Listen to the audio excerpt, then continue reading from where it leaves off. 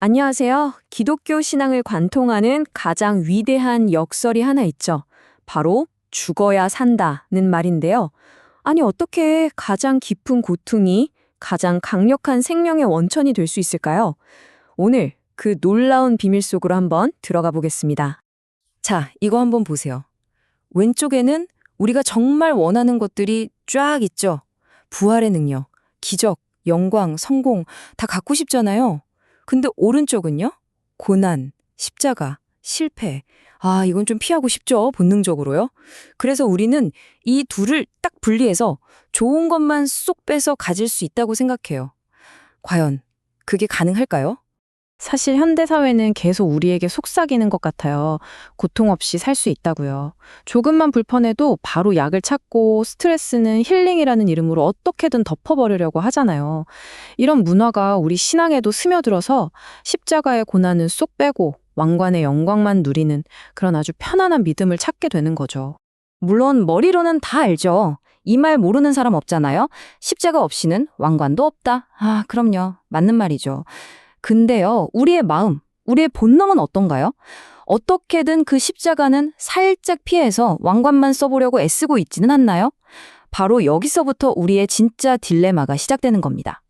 그럼 만약에 정말로 고통을 피하는 데 성공한 사회가 있다면 그 사회는 행복할까요? 여기서 우리는 정말 아이러니한 현실과 마주하게 됩니다. 바로 이 역설 말이에요. 화면에서 보시는 것처럼 인류 역사상 가장 풍요롭고 가장 편안한 시대에 살고 있는데 우울증, 공황장애, 고독사는 왜 최고치를 튀고 있을까요? 이상하죠. 고통을 피하면 피할수록 오히려 진짜 생명력을 잃어버리고 더 깊은 허무함에 빠져버리는 거예요. 이 이상한 역설의 해답을 찾아서 우리 잠시 시간 여행을 좀 떠나보겠습니다. 지금부터 2000년 전 로마의 어느 차가운 감옥이에요. 여기 사도 바울이 갇혀 있습니다. 세상의 눈으로 보면요, 여긴 그냥 완전한 실패, 죽음의 공간 그 자체입니다. 상상해 보세요. 코끝을 훅 찌르는 눅눅하고 축축한 곰팡이 냄새가 진동을 하고요. 몸을 조금만 움직여도 철커덩 철커덩 거리는 이 쇠사슬 소리가 귓가를 때리는 그런 곳이죠. 완전한 실패와 절망의 공간. 그런데요, 바로 이 죽음의 한복판에서 모든 걸 뒤집어버리는 놀라운 고백이 터져나옵니다. 자, 지금부터가 오늘 이야기의 하이라이트입니다. 이 죽음의 자리에서 바울이 발견한 것, 우리의 생각을 180도 뒤집어 놓는 복음의 진짜 핵심이 지금부터 나옵니다. 여기 이 슬라이드에 한번 집중해 보세요. 이게 바로 그 엄청난 반전입니다. 우리는 보통 뭐라고 생각하죠? 1번처럼 고난을 잘 견디고 이겨내야 나중에 부활의 능력을 얻을 수 있다고 생각하잖아요. 그런데 바울은 그 순서를 완전히 뒤집어 버립니다. 아니라는 거예요. 2번처럼 먼저 부활의 능력을 받아야만 비로소 우리가 고난에 참여할 힘과 용기를 얻게 된다는 겁니다. 와, 순서가 완전히 다르죠? 시작이 우리 힘이 아니라 하나님의 능력이라는 겁니다. 바울이 말한 이 능력이요, 원어로 보면 디나미스거든요. 우리가 잘 아는 단어 다이너마이트가 여기서 나왔어요. 그러니까 이건 그냥 긍정적으로 생각하자 이런 차원의 힘이 아니고요. 예수님을 그 죽음에서 일으켜 세운 그 폭발적이고 초자연적인 하나님의 에너지 자체를 말하는 거예요. 이 힘이 우리에게 먼저 주어진다는 거죠. 그래야만 고난을 전혀 다른 눈으로 볼 수 있게 되는 겁니다. 그리고 고난에 참여한다는 이 말도 정말 특별해요. 원어로 코이노니아인데요. 그냥 고통을 참는다는 뜻이 아니에요. 이건 그리스도와 가장 깊은 파트너가 된다?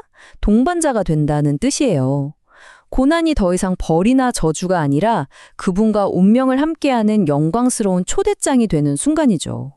자, 그렇다면 이 놀라운 반전의 원리가 실제 우리 삶에서는 어떻게 나타날까요? 정말 죽음과도 같았던 그 끔찍한 상황이 어떻게 생명이 시작되는 출발점으로 변하는지 몇 가지 놀라운 이야기들을 통해 한번 확인해 보겠습니다. 17살의 다이빙 사고로 전신마비가 된 조니 에릭슨 타다의 이야기입니다. 한번 생각해 보세요.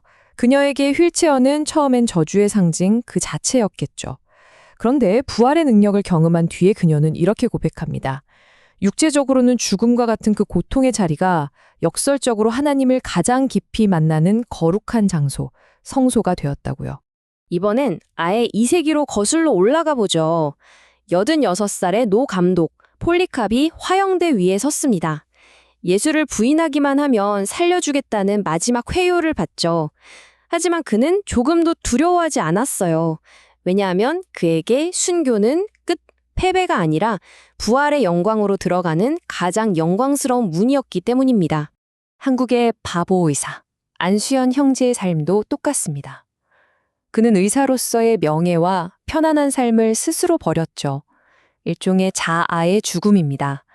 그리고 가난한 이들을 섬기다가 33이라는 젊은 나이에 세상을 떠났어요. 하지만 그의 죽음은요, 수많은 사람들의 가슴 속에 예수의 생명을 심는 거대한 부활의 역사를 일으켰습니다. 자, 이제 가장 중요한 질문이 남았습니다. 이 위대하고 놀라운 원리를 바로 오늘 나의 삶, 나의 고통 속에서는 어떻게 적용하고 살아낼 수 있을까요? 이 겨울나무 이미지를 한번 보실래요? 겉으로 보기엔 앙상하고 꼭 죽은 것 같잖아요. 하지만 저 딱딱한 껍질 안에서는요, 이미 새 생명이 자라나고 있습니다. 부활의 생명이라는 건 바로 이렇게 절망과 죽음처럼 보이는 바로 그 현실을 뚫고 터져나오는 힘입니다. 여러분의 겨울은 지금 어떤 새순을 준비하고 있을까요? 아니면 이 킨츠기 도자기처럼요, 깨져버린 조각들을 버리지 않고 금으로 이어붙여서 이전보다 훨씬 더 아름답고 가치 있는 작품으로 만들어냈잖아요. 우리 삶도 똑같습니다. 고난 때문에 깨지고 부서진 그 상처를 부활의 능력이라는 금으로 메울 때 우리는 이전과는 비교할 수 없이 더 영광스러운 존재로 다시 태어나는 겁니다. 그러니까요, 핵심은 바로 이거예요. 우리가 그토록 피하고 싶어하는 바로 그 자리, 나의 가장 큰 약점, 가장 깊은 상처, 그 지긋지긋한 고통의 현장이야말로 부활의 능력이 폭발할 수 있는 가장 유력한 장소라는 사실입니다. 오늘 이야기를 마무리하면서 이 질문을 여러분 한 분 한 분께 던져보고 싶습니다. 지금 당신을 가장 아프게 하는 그 깨어짐은 과연 어떤 놀라운 부활을 준비하고 있는 걸까요?